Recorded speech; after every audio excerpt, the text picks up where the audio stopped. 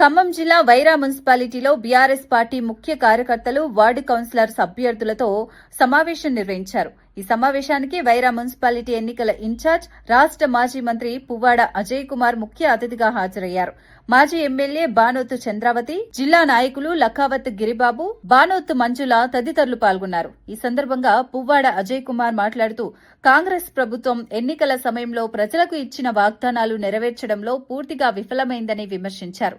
మోసపూరిత హామీలతో ప్రజలను మభ్యపెట్టారని ఆరోపించారు. ఉద్యమ నాయకుడు టీఆర్ఎస్ పార్టీలో ఉద్యమ వారి నాయకుల్ని వారి కార్యకర్తలు తీసుకొని ఇక్కడ చేస్తా ఉన్నారు. అదేవిధంగా గుగ్గులోకి రాము గుగ్గులో ఖర్చు పెట్టి డబ్బులు ఖర్చు పెట్టి కార్లు అన్ని చేసిన తర్వాత వచ్చారు.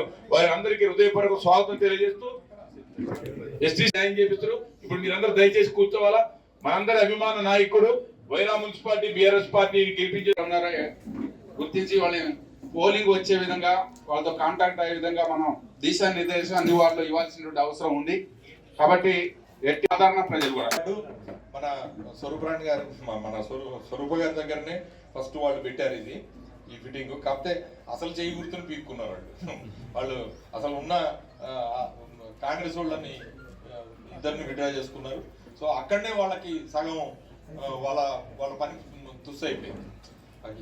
ఈ కాంగ్రెస్ కి సంబంధించిన అభ్యర్థిని అక్కడ నుంచి తీసేసుకున్నారు. ఇంకోటి అసలు మున్సిపల్ చైర్మన్ గా పోటీ చేయించాలనుకున్న అభ్యర్థినేమో మా దొంతిపైన వెంకటేశ్వర దగ్గర అక్కడ ఆయన చాలా ఇబ్బందులు పెట్టి చెప్పిన తమ్ముడు గట్టిగా ఉండు ఏం కాదని అంటే ఆఖరి దొంతిపైన వెంకటేశ్వర్ల మీద భయపడి అక్కడి నుంచి అసలు చైర్మన్ అభ్యర్థినే వాళ్ళు విత్డ్రా చేసుకుని అక్కడ తర్వాత దుచ్చిపూళ్ళు 2 చోట్ల విత్డ్రా చేసుకుని వెళ్ళిపోయారు. అంటే దానికి కారణం ఎందుకు చెప్తా ఉన్నానంటే కారణం ఏంటంటే వాళ్ళ కాన్ఫిడెన్స్ లేదు. కాన్ఫిడెన్స్ లేక గెలుస్తామనే నమ్మకం లేక పెద్ద నాయకుల యొక్క మరి కుటుంబ సభ్యుల్ని నామినేషన్ ఇప్పించి విడ్రా చేయించి అంటే దాని అర్థం ఏంటంటే బీఆర్ఎస్ పార్టీ గెలుపు ఖాయం, మనం వీళ్ళ మీద గెలవలేము అనే ఒక భావన వాళ్ళలో ఉంది. కాబట్టి అక్కడి నుంచి వాళ్ళు ఆ పని చేశారు. సో ఈ పడితే కూడా నేను చూసుకుంటా అని చెప్పి కూడా కేటీఆర్ గారు నేను అందుకని మీరు విత్ ఆల్ ఫోర్స్ అభ్యర్థులు కూడా దయచేసి మీరందరూ కూడా పెద్ద మనసుతోని మంచిగా ఫైట్ చేయండి. మంచిగా ఫైట్ చేసి అన్ని వనరులు అన్ని రకాలుగా బయటికి తీయాలి. మనం అందరం ఉన్నాం, మేము కూడా ఉన్నాం, మేము కూడా చూసుకుంటాం. కానీ నిధులు ఇవ్వమంటారు. నిధులు అబసొత్తేం కాదు, ఆటోమేటిక్గా ప్రజాస్వామ్యయుతంగా పైనుంచి రావాల్సిందే.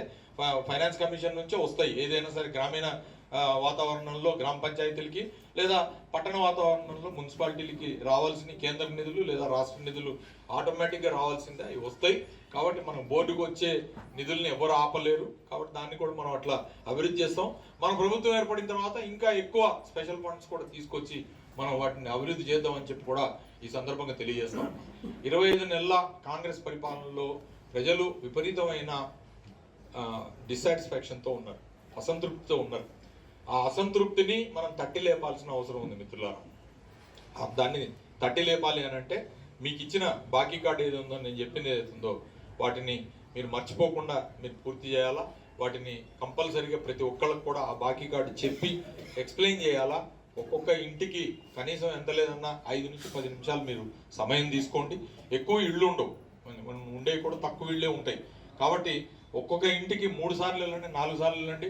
వాళ్ళకి ఒకవేళ విసుగొచ్చి మీకు దండం పెట్టి ఇప్పుడు ఎన్నిసార్లు వస్తారా అన్నా కూడా మళ్ళీ అట్లనే చెప్పి మీరు కూడా దండం పెట్టి మీరు అట్లా రావాలి. కానీ మీరేం చిన్నపుచ్చుకోవద్దు దయచేసి. మనం ఓడిపోయినా మనం గెలిచినా మన కార్యకర్త మనతో పాటు ఎప్పుడు ఉంటాడంటే వాని కష్టంలో మనం ఉన్నప్పుడు మనతో పాటు ఉంటాడు.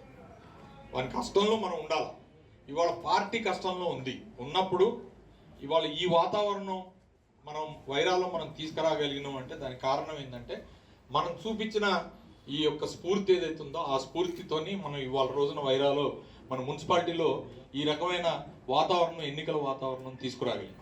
సో ఈ వాతావరణాన్ని ఇంకా బాగా ఎఫెక్టివ్గా ముందుకు తీసుకుపోవాలి.